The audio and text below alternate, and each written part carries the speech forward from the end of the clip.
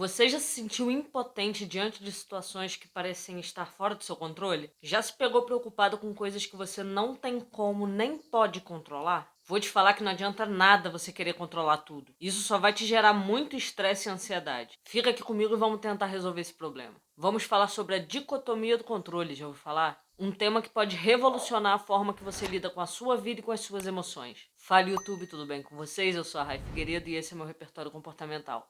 Seja muito bem-vindo.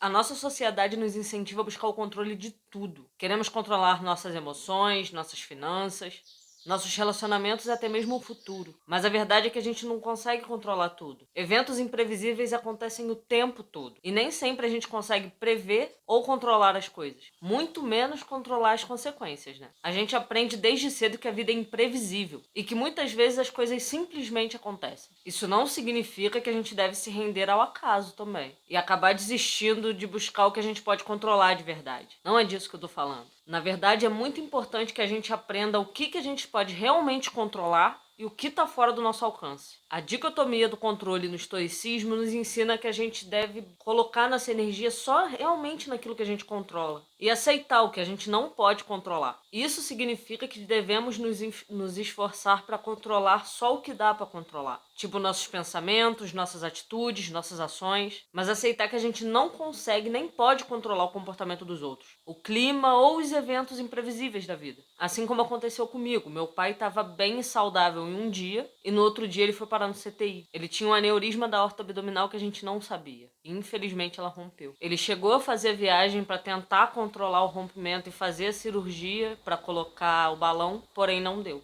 A gente perdeu ele. Ele se foi dormindo durante a cirurgia. E eu precisei aceitar isso. Se eu não aceitasse, não iria mudar em nada. Eu já tinha perdido meu pai. Pelo contrário, acabaria aumentando o sofrimento da minha família. Eu me concentrei em cuidar da minha mãe, me cuidar dos meus irmãos. E choro sim, choro muito, mas é de saudade. Sentir saudade é normal, mas não adiantaria em nada eu ficar remoendo uma raiva por algo que não tinha como controlar. Quem me dera se eu pudesse. Enfim, aprender a se concentrar no que realmente a gente pode controlar pode reduzir muito a nossa ansiedade e o nosso estresse. E principalmente a preocupação excessiva. Quando tentamos controlar tudo, a gente acaba se desgastando emocionalmente e perdendo a perspectiva. Por outro lado, quando a gente se concentra no que realmente a gente controla, a gente acaba se sentindo mais confiante, mais seguro e mais capazes de enfrentar os desafios da vida. E olha, tem muitos, hein? Aceitar que a gente não pode controlar muita coisa é óbvio que é muito difícil, mas é essencial para o nosso bem-estar emocional. Quando a gente aceita isso, a gente está aceitando nossa humanidade, a nossa vulnerabilidade. E isso permite que a gente viva de forma mais leve, mais equilibrada. Se você se sente sobrecarregado e constantemente preocupado com o que você não controla, se lembre na dicotomia do controle. Se concentre no que está dentro do seu controle, cara. Faça o seu melhor nas coisas que você pode mudar e aceite o que você não pode mudar. Mude sua forma de lidar com isso. Só isso que você pode controlar. Isso pode ser libertador e te ajudar a viver uma vida muito mais satisfatória. E agora vamos falar de estoicismo. O que afinal é essa dicotomia do controle que eu tô falando sem parar aqui? É uma ideia que a gente vai dividir em duas categorias aqui, que estão bem claras, né? O que está dentro do nosso controle e o que não está dentro do nosso controle. O que está dentro do nosso controle? Nossos pensamentos, nossas atitudes, nossos comportamentos.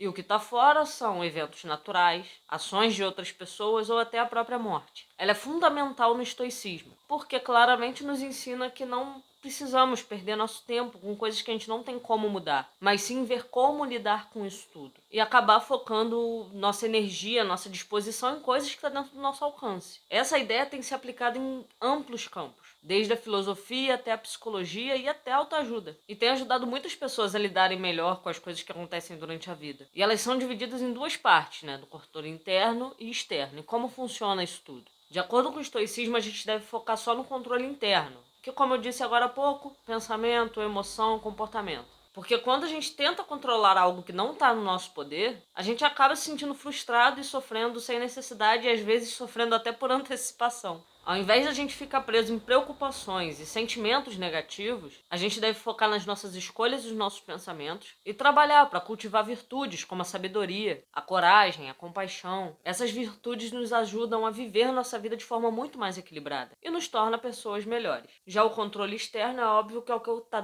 fora do nosso controle, ou seja, o que a gente não pode mudar ou influenciar diretamente. Isso inclui até escolhas de outras pessoas. A gente não pode deixar que essas coisas nos perturbem e nos causem sofrimento. Eu sei que é difícil, mas a gente tem que tentar pelo menos. Quando eu percebo que eu tô ansiosa por alguma coisa que aconteceu e eu não tenho o que fazer, não posso fazer nada, eu tento parar, me acalmar e pensar, peraí, eu tenho alguma coisa pra fazer nessa situação? Ah, talvez dar um suporte pra alguma pessoa, ou tentar me acalmar, focar em outra coisa. Então eu tento puxar meu pensamento pro momento presente e só falo, não posso controlar, vou mudar a minha cabeça. Aceitar e lidar com as situações da melhor maneira possível ajuda a manter a paz interior e a voltar nosso foco pro que a gente quer fazer, pro que a gente está fazendo. E essa dicotomia do controle tem várias vantagens e desvantagens, dependendo, né, da forma que é interpretada e até mesmo aplicada. No campo das vantagens, ela nos ensina a manter uma serenidade e a equilibrar nossas emoções. Na verdade, nossas reações às emoções, né? Porque a emoção não dá para controlar, mesmo diante das piores situações. Um exemplo, eu perdi 3 das melhores pessoas que eu já conheci na minha vida, que são meu pai e meus 2 melhores amigos, cada um com mais de 13 anos de amizade. E claro que bate umas crises de desespero, eu não sou de ferro, mas eu jogo meu foco pra saudade que eu tô sentindo deles, relembro histórias boas, ao invés de ficar me lamentando. Até porque se eu não aceitasse a morte deles, não adiantaria nada, não mudaria nada. Só aumentaria meu sofrimento, porque eu ia ficar remoendo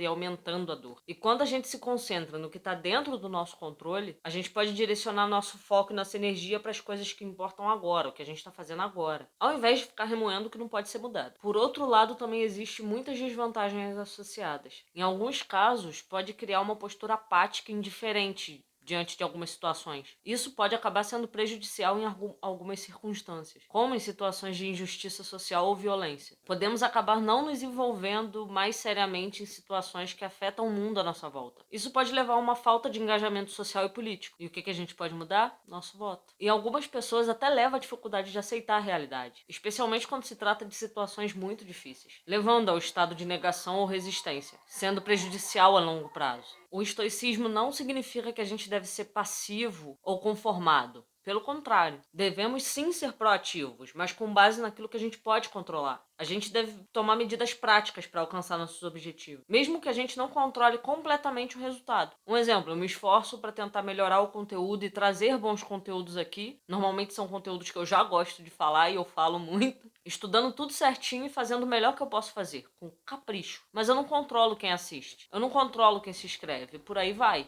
A minha intenção é crescer aqui e poder ajudar alguém. Mas se eu não conseguir, eu vou fazer o quê? Se você está estudando para uma prova, você pode controlar o tempo que você dedica ao estudo, sua atenção durante as aulas, sua revisão do material, mas não pode controlar completamente qual nota você vai tirar. Pode acontecer do professor colocar exatamente questões que você nem sabia que ia cair, que você se distraiu por um momento ou que você achou que sabia demais, mas não sabia. A prática estoica tem sido cada vez mais estudada pela neurociência, que tem encontrado evidências de que práticas estoicas têm um impacto significativo na nossa saúde mental. Estudos mostram que a prática da atenção plena, que é uma das práticas do estoicismo, pode ajudar a reduzir a ansiedade e ainda te ajudar a lidar com situações estressantes. Isso porque a atenção plena ajuda a mudar o padrão cerebral, aumentando a atividade de áreas associadas à regulação emocional e diminuindo a atividade em lugares que trazem medo, ansiedade, estresse. Outra técnica é a reflexão sobre a mortalidade, e tem sido muito estudada pela neurociência. A propósito, eu tenho um vídeo aqui sobre Memento Mori, que é essa reflexão sobre a mortalidade. Ele é do mês passado ou retrasado, mas eu vou deixar ele aqui na descrição. Um estudo de 2016 mostrou que essa reflexão sobre a mortalidade pode aumentar nossas chances de se expor ao risco e aumentar a disposição para assumir desafio. Isso porque essa reflexão toda te ajuda a colocar as coisas em perspectiva e a reduzir o medo do fracasso ou da rejeição. Até porque, cara, todo mundo vai morrer. Quando sua morte chegar, que ela te encontre vivo. Eu adoro essa frase. Quer dizer que você viveu. Quando a morte te encontrar, que você tenha vivido o que você sonhou, que você tenha tentado realizar as coisas e não tenha só passado o tempo. Em síntese, como eu disse, a dicotomia do controle faz a gente se concentrar só no que está no nosso controle. E a reflexão sobre a mortalidade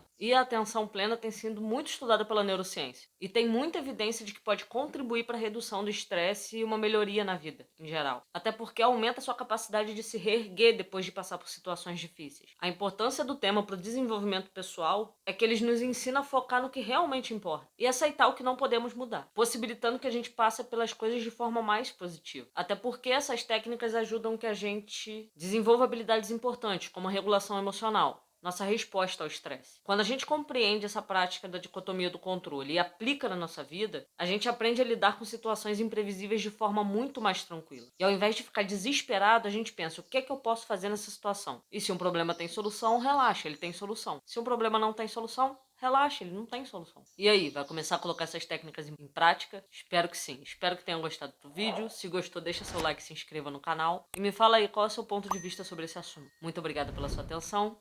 Um abraço.